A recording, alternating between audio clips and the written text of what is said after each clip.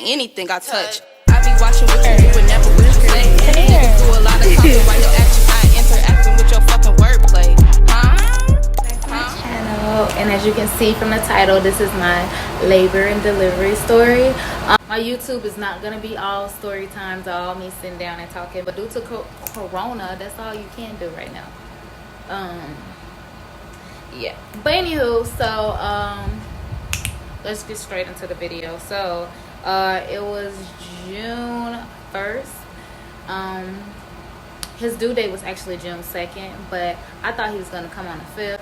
Why did I think that? I don't know. It was because that was his dad's court date, and I thought he was gonna get out of jail on the 5th, and I was just like, oh, stay in, baby, stay in. But no, it was June 1st at 9 o'clock in the morning. I was having contractions, but it was nothing I can't handle. I have a high tolerance for pain, and I didn't know they were contractions. My sister told me, like, oh, when you have your baby, it's gonna feel like you gotta poop. You can keep going to the bathroom, so that's how you know you're having contractions. So I woke up, I went to the bathroom, and I didn't have to use it. You know, in the morning you take your morning peas. I didn't have to use it. And you know, something that I'm like still not understanding is my water did not break. I thought the water break, then you have contractions.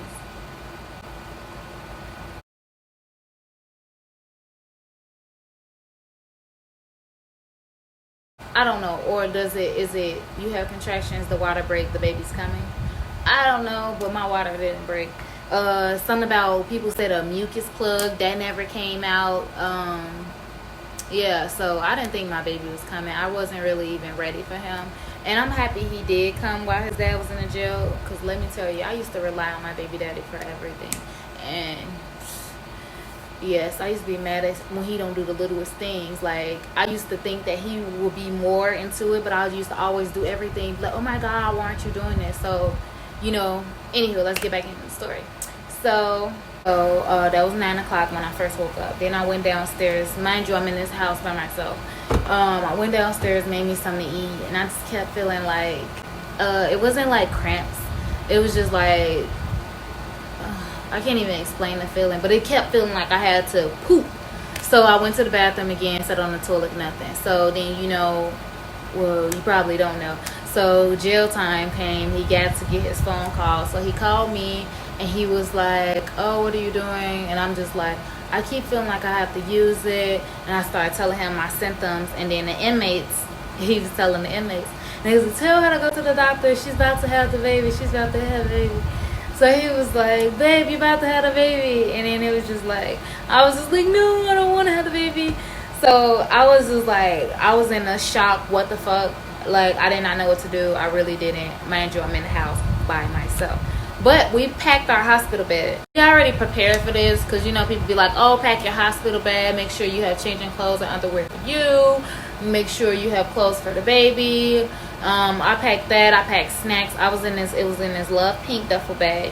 And we already had it packed. Like, we packed it probably a week before, just in case the baby came or whatever. We were already ready. When I say we, me and my little cousin, we were ready. She had a book bag. She had homework. She had all type of stuff in her bag. So it was like I was bearing through the pain, because my mom be in my head through certain things. She'd be like, girl, if you can hold on contractions, hold it, because you're gonna be in that hospital all day. Like, that was her. And mom had 7 kids. This lady knows what she's talking about.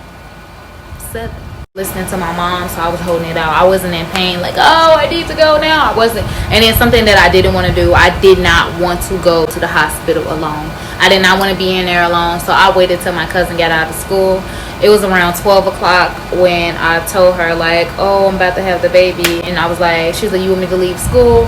I was like, no, stay, I'm gonna wait. So she got out of school at 2. The bus dropped her off at around 2:30. Then after that, we got into an Uber and went to the hospital. Now, when we were in there, I have videos of this. Now, when we were in the, I was fat. I know that just came out of nowhere, but I was fat as fuck. Nose was spreaded. So when I post the videos, please do not talk shit about me. Like, I was like 187.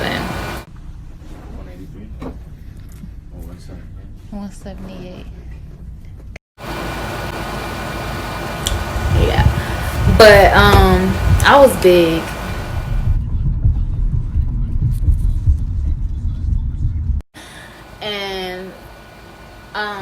in the Uber. I did not want her recording me. That's why I said I was fat, because I was ugly. My hair wasn't cute. You know, I wasn't prepared for this. I wanted to be glamified like everybody else, but bitch, I wasn't prepared. I was an emotional wreck. My baby daddy just went to jail. You know, I was just like, how the fuck I'm gonna do this? You know, I wasn't even ready. But the Uber driver dropped us off on the wrong side. So he dropped us off on the east side of the hospital, and we had to go all the way on the other side. So that's when I started feeling the contractions. That's when Aiden was, I think it was, I don't know. I started feeling it, and they were like, the contractions was like 5 minutes apart. And like, I was carrying Aiden diaper bag, I was carrying Aiden car seat, and I was carrying my pink bag, my overnight bag. So I'm like struggling with all this stuff, and then the man was like, you want a wheelchair? And I was just like, no. I don't know who I be thinking is I'm tough and shit. Like, I don't know, bitch, if you didn't get it, I was stupid, I don't care. But yeah, so I didn't take the wheelchair, and then I asked my cousin, can she carry the car seat? And she did, and she was struggling, but it was just coming, and we had to walk all the way to the other side. Then once we got to the other side, I wasn't registered to have my son in that hospital. I should have went to the hospital that was down the street from my house, but I don't know, like, Regions Hospital is a good hospital. I forgot, I think they didn't do circumcision there, so that's why I was just like, no. I went to United Hospital because they did circumcision. They circumcised the kids for free. I think that's why I did. I believe that's why, because he got circumcised for free there. Anyhow, so we went there, and when I went there, they were like, oh, you're not registered in our system, give us a second, because I went to the mother and baby center part, and I was in pain. So then they took me to a room to see if I was finna go into labor. They checked my blood pressure, and it was sky high. It was high as fuck. They was like, she can't deliver this baby now, you will die. They was just telling me all type of stuff, what will go wrong. And I'm sitting over here crying like, don't panic, bitch, you just told me I'ma die. So I had preeclampsia. So they told me that I couldn't have the baby right away. They had to get my blood pressure down. So they started giving me all type of different stuff, and then I had to remain calm because certain medicine will make me cause a seizure and stroke.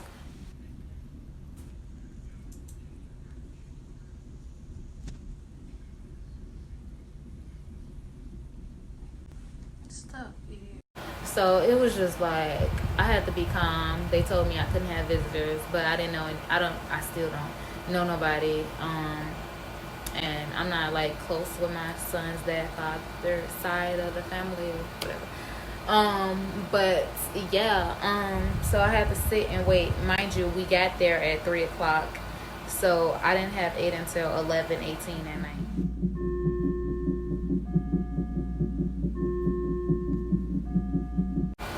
That's a lot of waiting. So they took me to a different room after being in that room for an hour. They took me into a different room, and then in this room, I was just trying to get some sleep.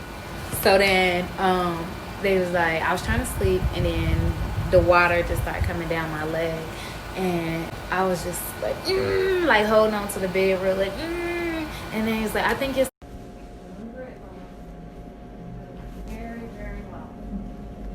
very well indeed.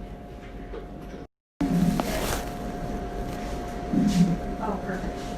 Time. So then she made me open my legs, raise it up and shit, and then that's when she was like, they dropped the middle of the bed. I don't know how the fuck they do it, but they dropped the bed. You scoop down and then you put your legs up and shit.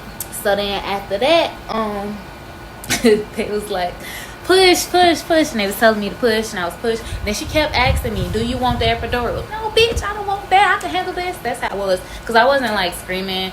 I really couldn't feel shit. I'm like so serious, I couldn't really feel it. They thought I could feel it, but I couldn't feel it. I don't know, I couldn't really feel it. But so then I did like 7 pushes. And she was like, okay, now this last. And then they was like, the last one. And they did not let my cousin record. They just knew they was gonna fuck up. That's what they knew they was gonna fuck up. They was like, oh, you can't record. But we'll get into that. Because she was trying to record me giving birth, and you know, I wanted her to record because I wanted to be able to show my baby daddy. You know, I told him I was gonna record. In the midst of me doing this, people kept calling my phone. My mom and them kept calling. I was like, talk to Demiri. I don't want to talk. I did not want to talk. I just wanted to be in pain by myself. I don't want them to get me worked up. My baby daddy kept calling from jail. He's like, let me talk to her. And I was trying to leave. I can't. I don't want to die. They told me I was going to have a seizure. So anything that he said was going to piss me off. So I wasn't risking it. I don't want to talk. No, I don't want to talk. I was not doing it. She was like, the last push. It was number 8. It was the 8 push. She was like, okay, you're gonna feel a big tear. I guess, you know, he was gonna rip my coochie. I don't know. So he came out and I had a 2nd degree rip. You know how I wanted to keep my placenta too, the afterbirth and shit. They ain't let me do nothing. They did not let me do anything. They didn't even let me hold my baby. He came out and he was crying, and I was just like, no, he was not crying. He wasn't crying. And I was like, why is he crying? I thought something was wrong, because you know in the movies you see the babies, they come out and they cry. He was not crying. So I was just like, why isn't he crying? Because I was panicking, like, why isn't he crying? Because usually I cry at every step. When I found out the gender, when I was pregnant, I cried at every step. This time I asked why wasn't he crying, and then they was like, give him a kiss. They let me kiss him. She told me to give him a kiss, and they took him over to the side, and my cousin took a picture. My nugget. And she was over there with him like, oh, I want another one so bad, just because I love the experience. Like the experience, the first 2 minutes of when the baby come out, like that moment right there is magical. Like, I'm not even joking. Ask any mom. That moment is magical of you giving life, like giving somebody.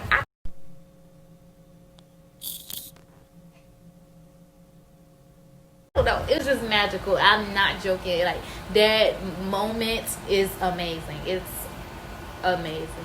I would do that over again. But then after that, it was just a bunch of commotions after why isn't he crying. It was just like they was just moving so fast. His name was I'm gonna forget his name. Dr. Adams. And the lady she helped me every step of the way. She was amazing. Her name was Robin. And they actually sent Aiden, they sent him a 2-month card, and all the doctors in the room signed it, and they sent him a birthday card. And they were amazing. They were fucking amazing. But back to this doctor. So he was stitching me up, and he said, I'm gonna stitch you doing a zipper method. A zipper in your coochie, you know, because he ripped me. They did a zipper method. How stitches go. Why would you...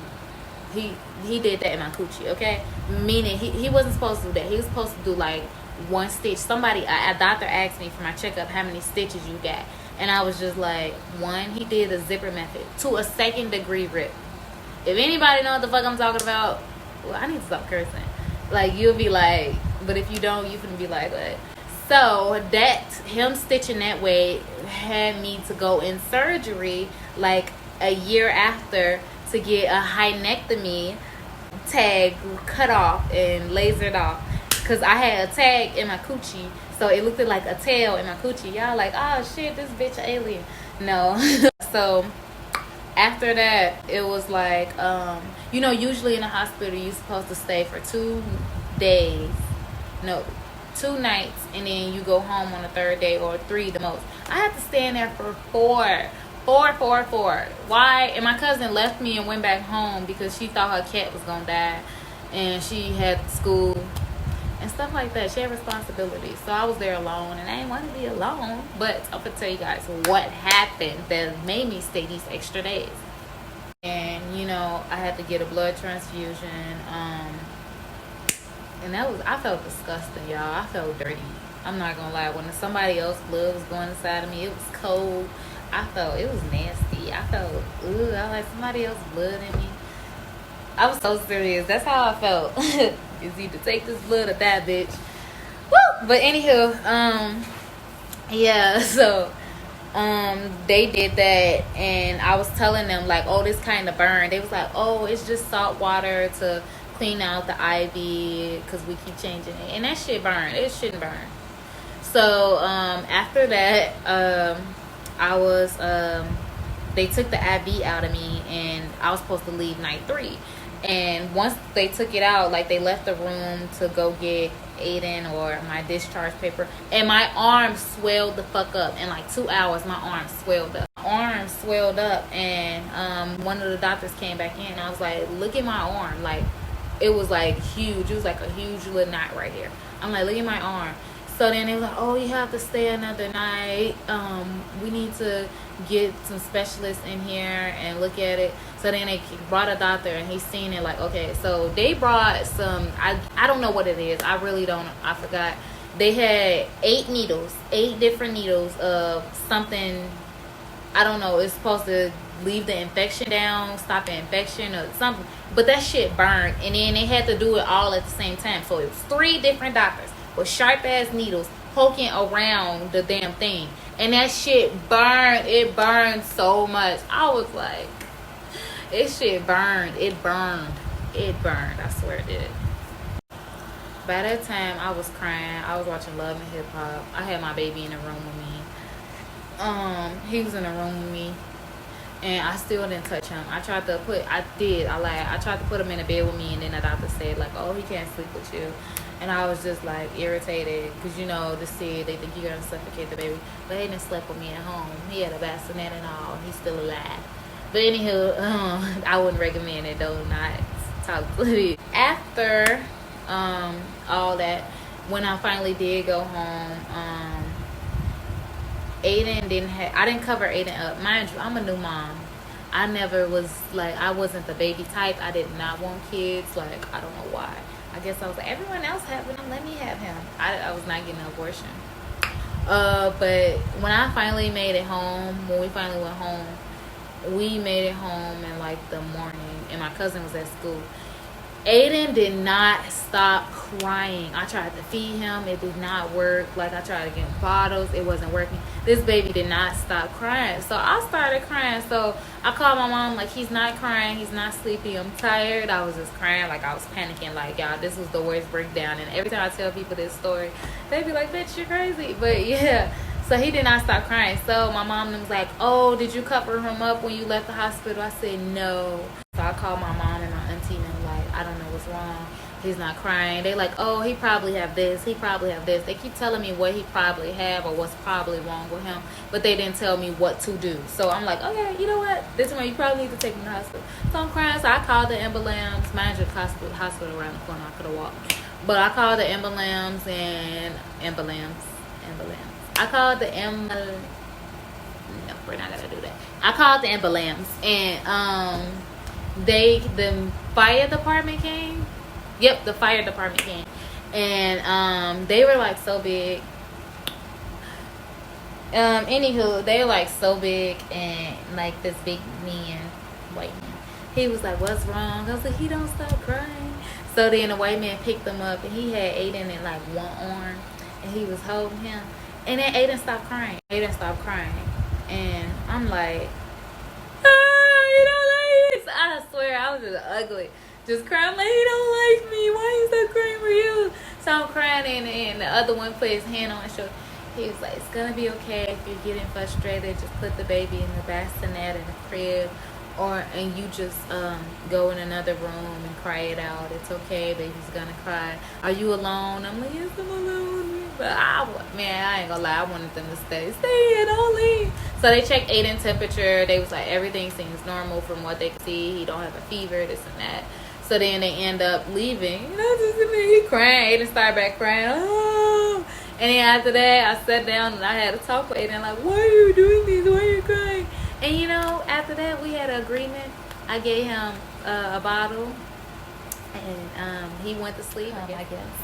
But thank you for watching my labor and delivery story. Please like, comment, and subscribe. Thank you. And share it too, please. Like, people probably want to hear this. please. Thank you. Put it back in, these bitches ain't next to me. Most definitely got my getting money bitches to the left of me. I'll take your nigga if you ever call yourself checking me, bitch.